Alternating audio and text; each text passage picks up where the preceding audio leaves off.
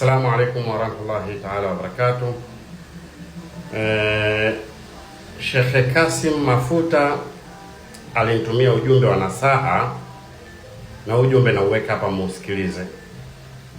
Usikilizeni huu ujumbe, na mimi naahidi kwa Mwenyezi Mungu Subhanahu wa Ta'ala kufanyia kazi huu ujumbe ama hizi nasaha. Naahidi kuzifanyia kazi. Inshallah Mwenyezi Mungu atupe umri, atupe afya, atupe amani, atupe mshikamano, na tuwe na mapenzi ya haki na ya kweli kwa Mwenyezi Mungu Subhanahu wa Ta'ala, na tusidharauliane. Na weka hapo voice yake, isikilizeni nasaha alizonipa, na inshallah nitazifanyia kazi nasaha hizi. Assalamu alaikum wa rahmatullahi wa barakatuh.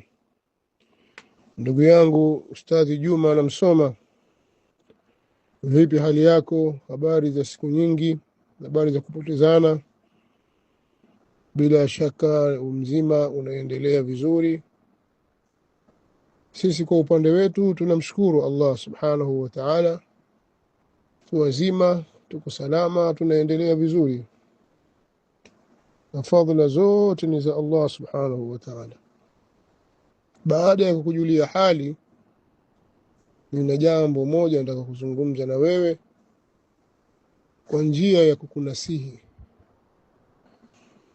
kwa sababu Uislamu, dini yetu, imejengwa juu ya watu kunasihiana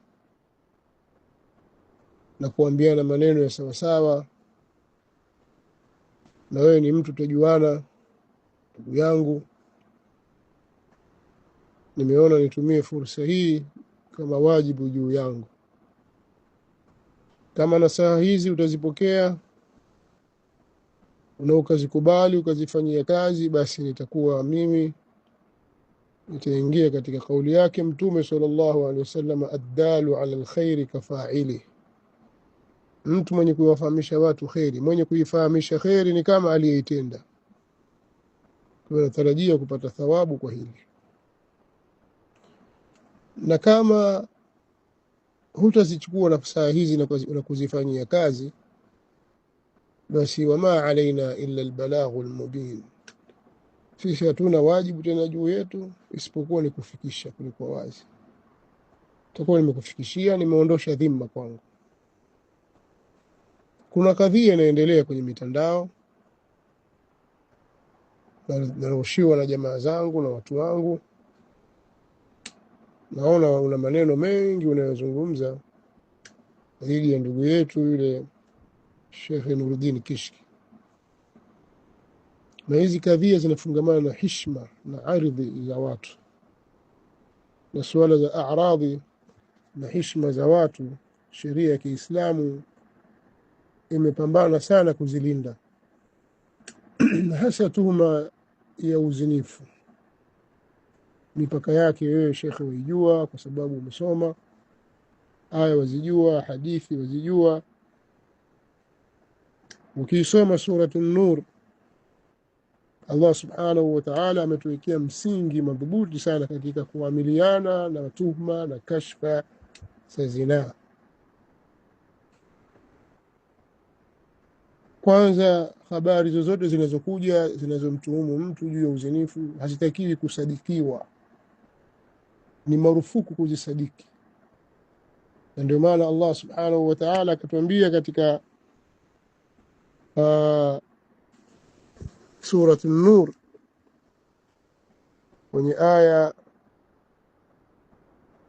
ya 12, ukisoma vizuri kabisa aya hii na wewe waijua, laula id sami'tumuhu dhanna almu'minuna walmu'minatu bi anfusihim khayra wa qalu hadha ifkum mubin.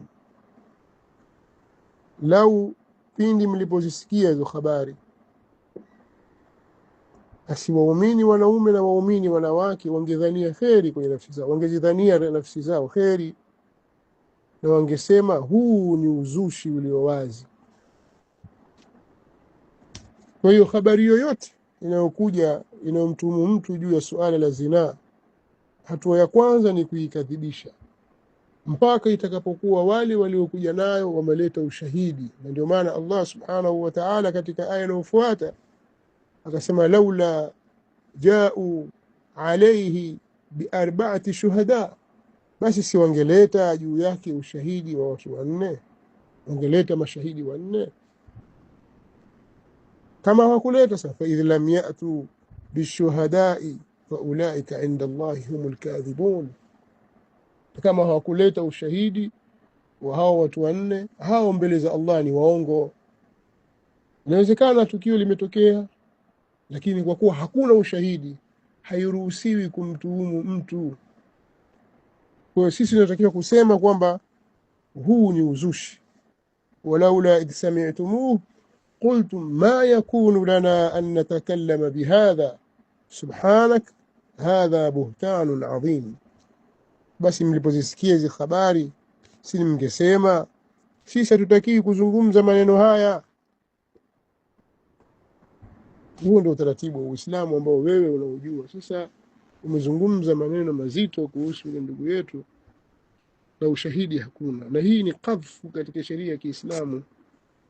Kwa mimi na saha zangu bwana, ili jambo wewe achana nalo, hatima yake hapa duniani si nzuri, kadhalika mbele ya Allah subhanahu wa ta'ala hatima yake si nzuri, kwa Allah si mbali. Na kunasihi sana ndugu yangu, ili jambo achana nalo, lifute jambo hili, usiendeleze. Kwanza pia ndani yake kuna kuwaibisha Waislamu wenzako na kuwadhalilisha Uislamu. Mimi sijui kumetokea nini baina yenu, wala sitaki kujua kwamba chanzo kilikuwa nini na nini, lakini achana na habari hizi, si nzuri. A'radhu an-nas ni kitu muhimu sana cha kuchunga. Kwa mimi na saa zangu ndugu yangu ni hizo. Kama utazifanyia kazi kama nilivyokuambia hapo mwanzo, basi itakuwa mimi nimenufaika kwa hilo, kwa kupata thawabu, kwa sababu addalu ala alkhairi kafa'ilihi. Kadhalika kama ukaamua kuzipuuza na saa hizi, ukaamua kwamba usizifanyie kazi kwa sababu yoyote unayojua wewe, basi mbele ya Allah subhanahu wa ta'ala mimi nishaitakasa mikono yangu, sikulikalia kimya jambo hili maadamu naweza kufika kwako. Itakuwa ma alaina illa albalaghul mubin. Kuradiana kupo watu, kuna watu wanataka kuwanyamazisha watu wasifanye radi. Kuradiana kupo katika mambo ya kiilmu. Mtu anapokosea ufanyiwa radi, akajibiwa, akakosolewa. Mimi binafsi nishai kumkosoa yeye Kishki, nishai kumkosoa kaka yake na wengineo katika mashaikh, lakini ni masala ya dini. Lakini jambo linapokuja swala la mtu binafsi, shakhsia yake, sasa haya mambo tumezuiwa sisi tusizungumze, na hilo wewe walifahamu. Si mjinga wewe, najua wafahamu. Kweli fanyie kazi hili ndugu yangu. Allah akubariki na kuongoze katika njia ya haki, na sisi sote pia. Assalamu alaykum wa rahmatullahi